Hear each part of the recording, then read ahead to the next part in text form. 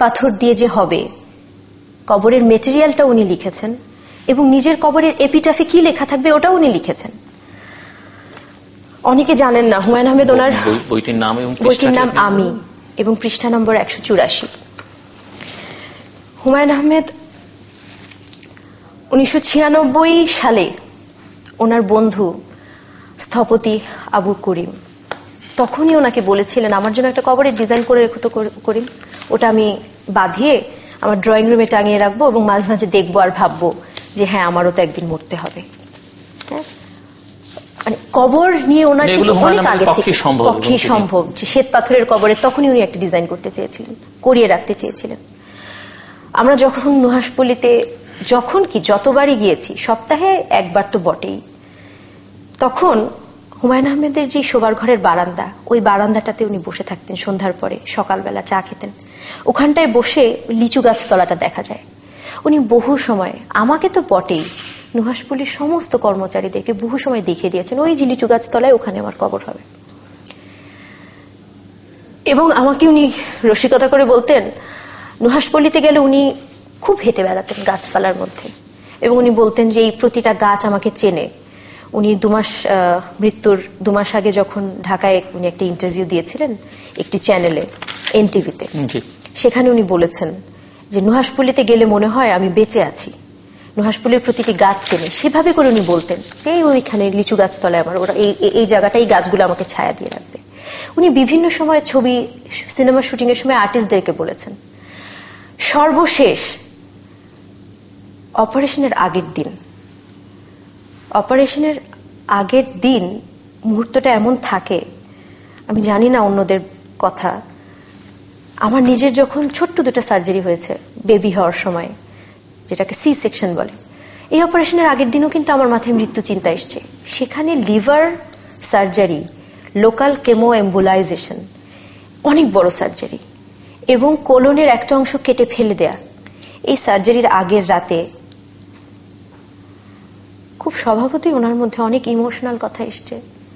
অনেক বিষয়ে নিশ্চয়ই একটা মানুষের যখন মৃত্যু চিন্তা আসে অনেক বিষয়ে কথা বলে, নিজের করা কিছু ভুলের জন্য হয়তোবা সে অনেকের কাছে ক্ষমা চায়, হয়তোবা যে কাজটি করে যেতে পারেনি সেই কাজটি কিভাবে করা উচিত এরকম কথা বলে। সেরকমই একটা মুহূর্তে আমি ওনার সামনে ছিলাম। ওনার ছোটবেলার বন্ধু যিনি নিউ ইয়র্কে থাকেন, ফানসু মণ্ডল, উনি সামনে ছিলেন। সেরকমই এক মুহূর্তে উনি ওনার নিজের কবরের কথা বলেছেন। উনি বলেছেন কোনো কারণে যদি অপারেশনে আমি মারা যাই তাহলে আমাকে নিয়ে অনেক টানাটানি হবে, টানাটানি করতে দিও না, আমাকে নুহাশপল্লীতে নিয়ে শোয়ায় রেখো। এই কথাটা আমি অনেকবার বলেছি। দুর্ভাগ্য যে আমি এরকম কখনোই ভাবিনি যে আসলে ওনার মৃত্যু হবে, এবং এটা তো একদমই ভাবিনি যে এই কথাটি রেকর্ড করে রাখতে হবে বা মানুষকে বিশ্বাস করাতে হবে। একজন স্ত্রী কখনোই তার স্বামীর কথা রেকর্ড করে রাখে না। আমাকে উনি যে কথাটা বলে গিয়েছেন, আমার দায়িত্ব ওনার সেই কথাটি রাখা। উনি নুহাশপল্লীকে কত ভালোবাসতেন এটা আমি যেমন জানি, আমি নিশ্চিত ওনার পরিবারের সবাই জানে, আমি নিশ্চিত ওনার সব সন্তানেরা জানে, আমার চেয়েও একটু বেশি হলেও জানে ওনার মা উনি নুহাশপল্লীকে কতটা ভালোবাসতেন। উনি শেষের বার যখন বাংলাদেশে এসেছিলেন উনি এয়ারপোর্ট থেকে বাসায় যাননি, উনি এয়ারপোর্ট থেকে এই 22 ঘন্টার প্লেন জার্নি, 12টি কেমোর শরীর, উনি একটুও কাহিল হননি।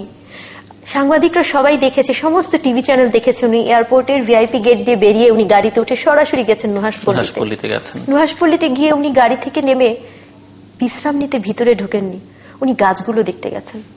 এবং সন্তানদের একজনের নামই নুহাশপল্লী, ওনার সন্তানদের নামেই রাখা হয়েছে, সন্তানদের একজনের নাম। সেই নুহাশপল্লীতে উনি যেখানে আমাকে বলেছেন নিজ মুখে, আমি যদি ওনার ওই কথাটা না রাখি, আমি একটা কথা আমি খুব গুরুত্ব দিয়ে বলবো, আমি হুমায়ুন আহমেদ আমাকে যতবার যা বলেছেন আমি তা রাখার প্রাণপণ চেষ্টা করেছি। ওনার শেষ কথাটা যদি আমি রাখতে না পারতাম, আমি সারা জীবন ওনার কাছে ছোট হয়ে থাকতাম। আমি এটাই বলার চেষ্টা করেছি তখন সবার কাছে। কিন্তু শাওন, একথা তো ঠিক যে হুমায়ুন আহমেদ সব বিতর্কের ঊর্ধ্বে এখন, এবং দ্বিতীয় কথা হচ্ছে যে তাকে মানুষ ভালোবাসবে সেটি তার মৃত্যুর পরে প্রমাণিত হয়েছে, তার ব্যক্তিগত জীবনে যাই ঘটে থাকুক না কেন।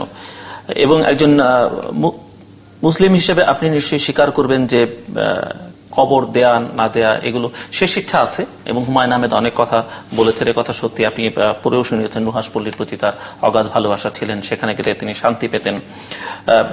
কোথায় কবর দেওয়া হবে একসময় তিনি আজিমপুরের কথাও বলেছেন, এবং দাঁড় করিয়ে কবর, যেটা আসলে রেকর্ডেড আছে। মদিনা তো মোটামুটি দাঁড় করিয়েই কিন্তু কবর দেয়া হয়। কিন্তু যেখানে দেশের সাধারণ মানুষ আকাঙ্ক্ষা যে তারা তাকে শ্রদ্ধা জানাতে যাবেন, ঢাকায় থাকলে তার কবরটা সুবিধা হয় সাধারণ মানুষের জন্য, এক। দ্বিতীয়ত ওনার মা যিনি জন্ম দিয়েছেন, সেই মা চাইছেন ঢাকায় হোক, বা সন্তানদেরও, আমি 6 সন্তানের কেউ 2 সন্তান তো একেবারে ছোট্ট, তাদের তো মতামত রাখবার সুযোগ নেই। বাকিরা যখন চাইছেন তখন আপনি আপনার চেষ্টা করেছেন, আপনি বলেছেন, কিন্তু শুধু অনুরোধই করেছি। এই ভুল ধারণাটি কোত্থেকে এলো আমি জানি না। আমি একটিবারের জন্য আমি কোর্টে যাবার হুমকি তো অনেক দূরে, আমি কোর্টের উচ্চারণই কখনো করিনি। একটি মানুষও বলতে পারবে না যে তার সামনে আমি এটি বলেছি। আমি মনের ভুলেও কখনো বলিনি, এবং ইমোশনাল হয়েও আমি এই কথাটি একবারও উচ্চারণ করিনি। কারণ হুমায়ুন আহমেদকে নিয়ে কোর্টে যাওয়ার মতো ইচ্ছা আমার কখনোই হতেই পারে না, এই কথাটি আমি কখনোই বলিনি। এটা মিডিয়ার তো আসলে অনেক ধরনের রিপোর্টিং হয়, আমি জানি না কোন কারণে এই রিপোর্টিংটা করেছে। এটা মিডিয়ার একটি ভুল রিপোর্টিং। এটা যারা রিপোর্টিংটা করেছে আমি ওনাদেরকেও বলবো, আপনারা যদি একটি আমাকে না, জনগণকেই একটি প্রমাণ দিতে পারেন যে আমি বলেছি। প্রমাণ দিতে বলাটা কেন আজকে আসছে যে আসলেই আমি বলিনি, ওনারা যদি একটু বলেন যে কোথায় বলেছি, কার সামনে, একজন শুনেছেন নিজের কানে। আমি এই কথাটি কখনোই বলিনি, কোর্টে যাওয়ার কথা, হিমঘরে রাখার কথা আমি কখনোই বলিনি। বরং আমি সবার কাছে, আপনারা, আমি জানি না কতটুকুন টিভিতে দেখিয়েছি, আমি সবার কাছে হাত জোর করে অনুরোধ করেছি। যে অনুরোধ করে সে কোর্টে যাওয়ার হুমকি দেয় না। আমি সবার কাছে হাত জোর করে অনুরোধ করেছি।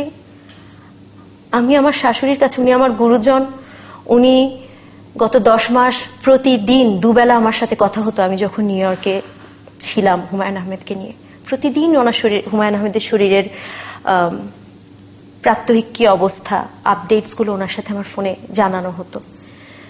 ওনাকে আমি ওনার পায়ে ধরে আমি অনুরোধ করেছি।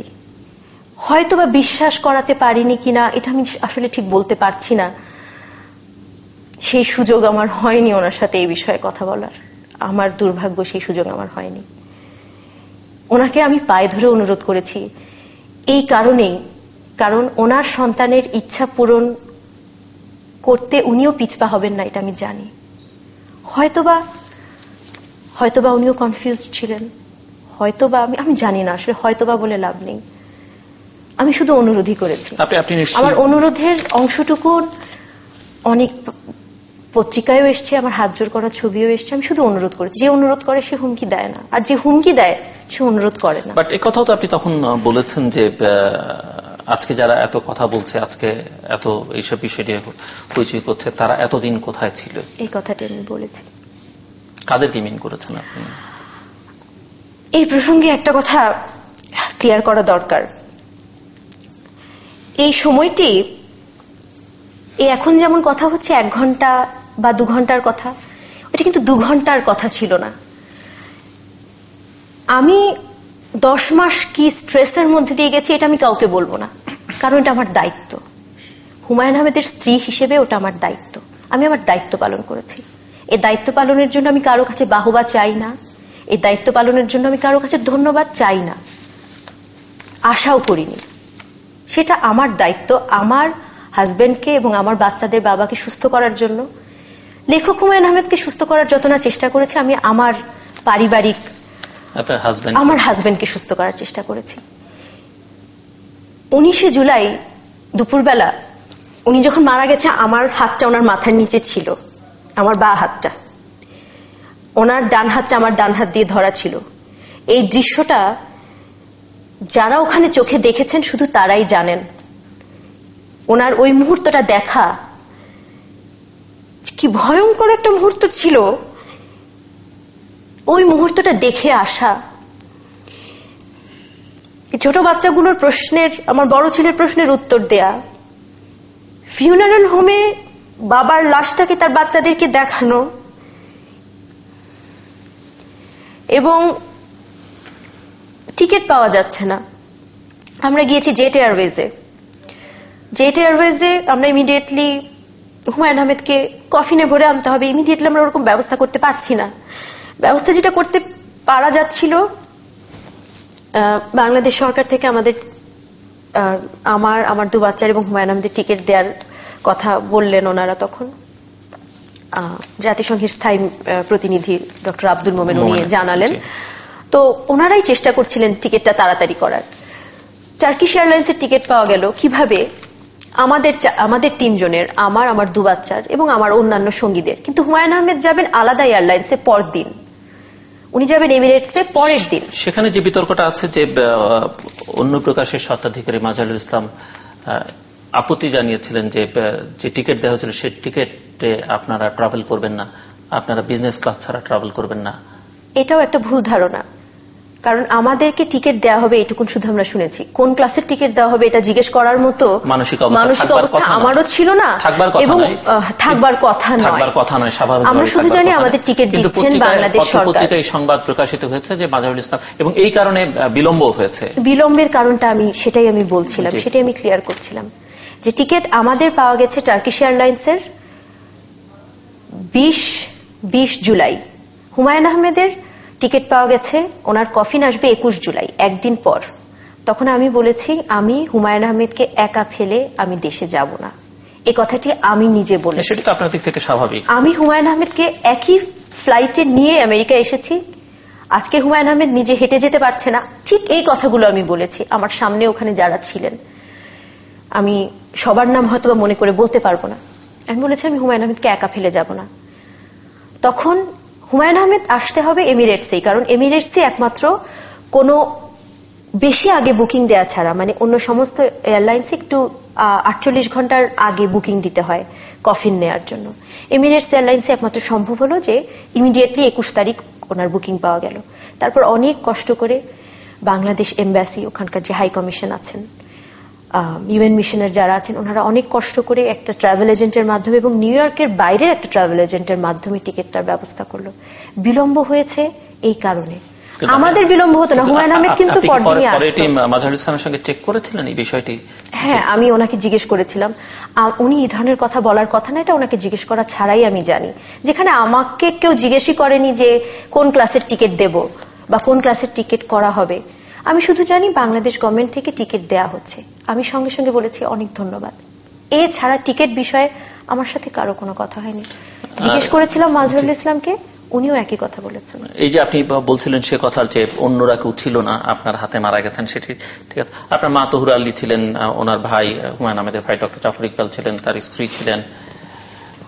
আপনি অন্য আর কিছু মিন করতে চেয়েছেন এর মধ্য দিয়ে? আসলে যে কথাটি আসলে শুরুটা করেছিলাম, আসলে অন্য দিকে আমরা চলে গেছি। তো এই যে দুদিন ফ্লাইটে আসা, আমি শারীরিকভাবে খুব অসুস্থ একটা মেয়ে না, আমি খুব শারীরিকভাবে সুস্থ মেয়ে। তো ওই সময়টাতে আমি হাঁটতে পারছিলাম না, আমাকে হুইল চেয়ারে প্লেনে তুলতে হয়েছে এবং হুইল চেয়ারে করে আমাকে নামতে হয়েছে। আমার তখন শারীরিক যে অবস্থা ছিল, মানসিক যে অবস্থা ছিল, 2 দিন প্লেন জার্নির পর আমি গিয়েছি শহীদ মিনারে। শহীদ মিনারে কি হয়েছে, দাফন নিয়ে পিছনে অনুরোধ, হাত জোর করা, পায়ে ধরা, কত কিছু হয়েছে। আমি নিজেও জানি না যে সারাদিন আমার পেটে কিছু পড়েনি। আমার শুভাকাঙ্ক্ষীরা, আমার মা আমাকে আধা বোতল স্যালাইন খাইয়েছিল, শুধু ওর স্যালাইন বানিয়ে যায়, নাহলে আমি দাঁড়াতেও পারবো না। আমি বাসায় এসেছি, আমি শুনেছি একটা ইন্টারভিউ, একজন বলছেন, সন্তানদের একজন, যে বাবা আমাদেরকে প্রায়ই বলতো নুহাসপল্লীতে যেন কবর না হয়। ওই মুহূর্তে আমি এতই আসলে আপসেট হয়েছি যে আমি এই কথাটি তখন বলেছি যে এই কথাটি বলার সুযোগ ওদের বাবা তো পায়নি, এতদিন কোথায় ছিল। হ্যাঁ, খুব বলবো না, হুমায়ুন আহমেদের কষ্টটা কিছুটা দেখেছি, কিছুটা না পুরোটাই দেখেছি।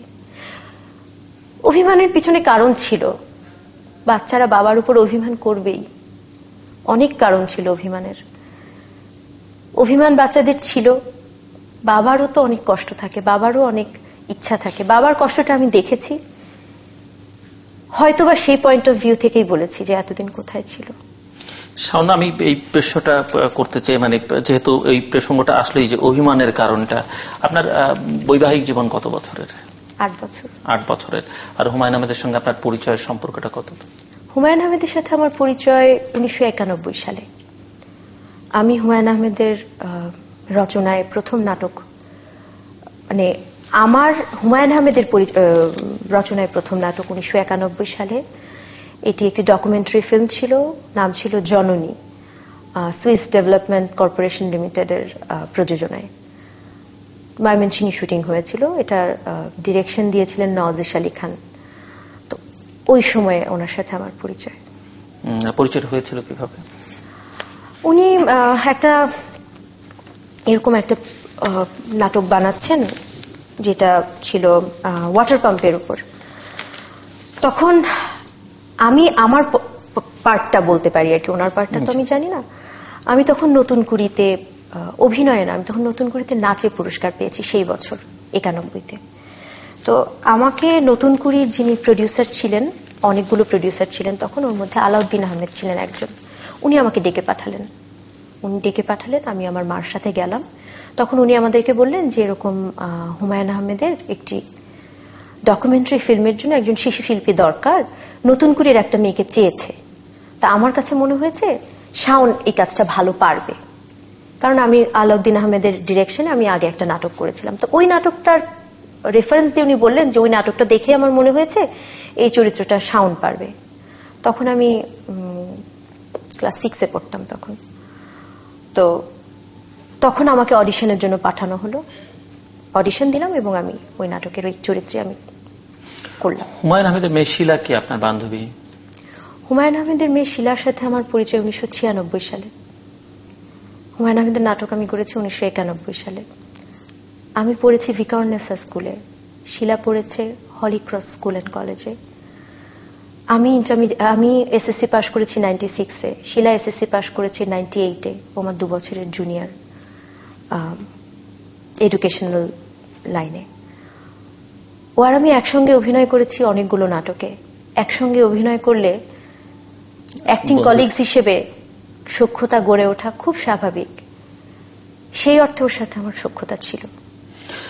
এই যে হুমায়ুন আহমেদের সঙ্গে আপনার যে সম্পর্ক, সেটা অভিপ্রেত অনভিপ্রেত যাই হোক না কেন, এটি প্রথম নয়, আবার এটি পৃথিবীতে শেষও নয়।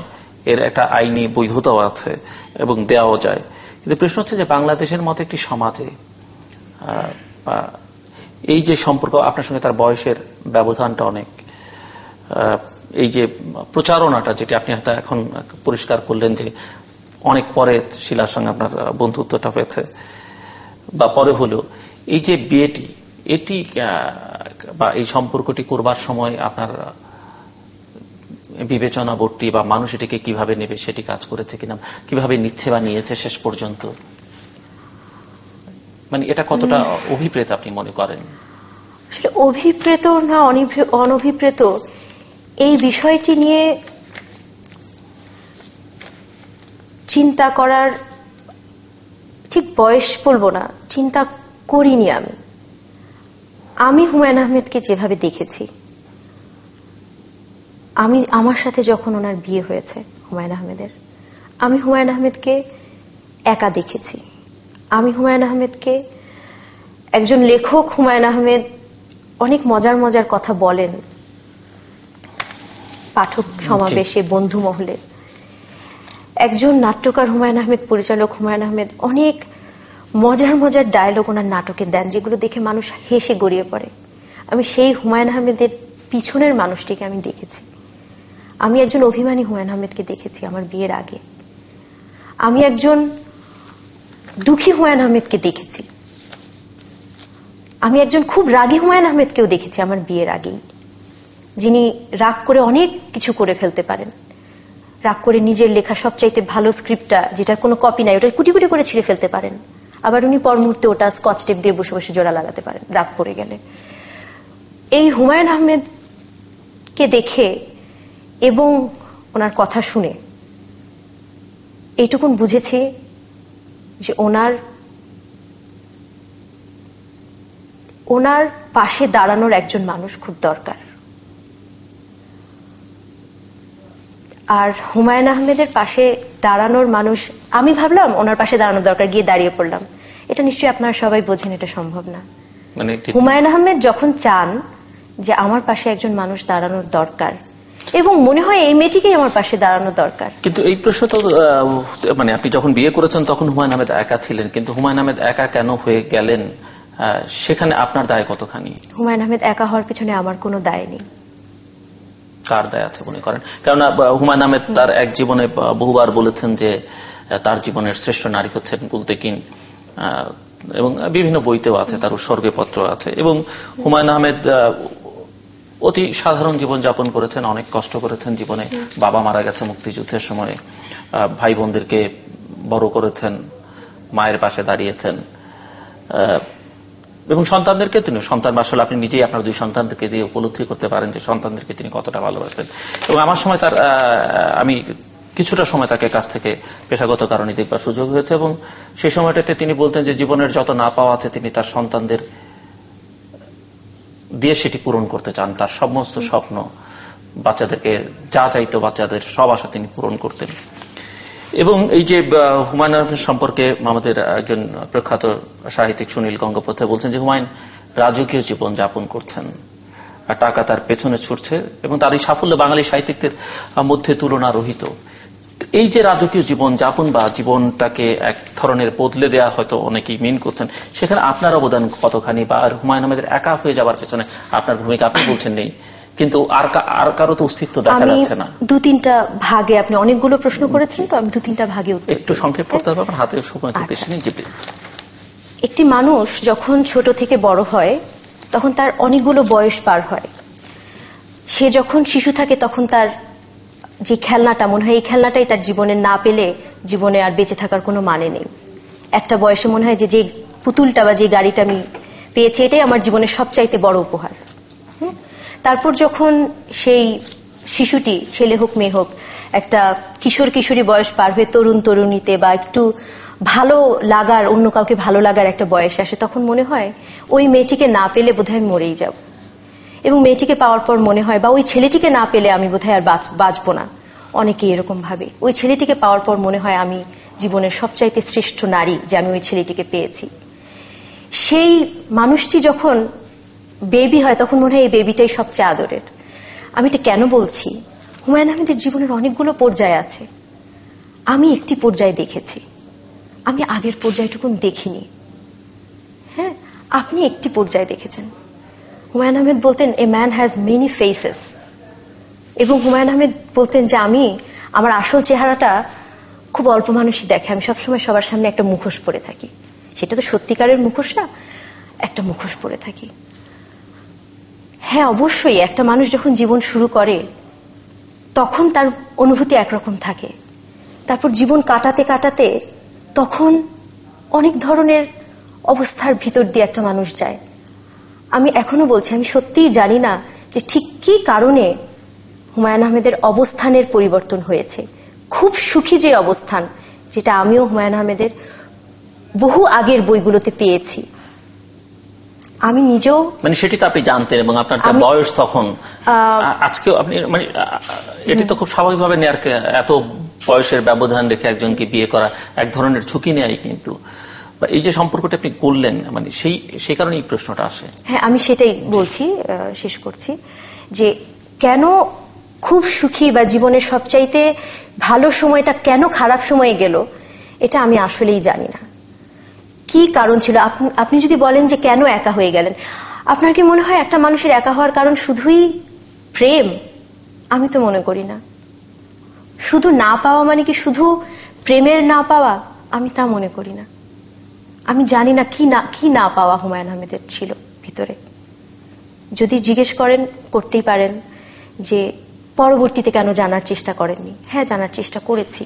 হুমায়ুন আহমেদ কিছু জিনিস নিজের ভিতরে, একদম ভিতরের কোন এক কোঠরে একদম লুকিয়ে রাখতেন, এবং সে কারণে বোধহয় প্রায় আমি এক ধরনের ডিপ্রেশনও ভুগতেন। আমি যে কথাটা বলতে চাচ্ছি যে একা হয়ে যাওয়া মানে সম্পূর্ণ একা একটি বাসায় থাকা, সেটা একটা পিরিয়ড গেছে।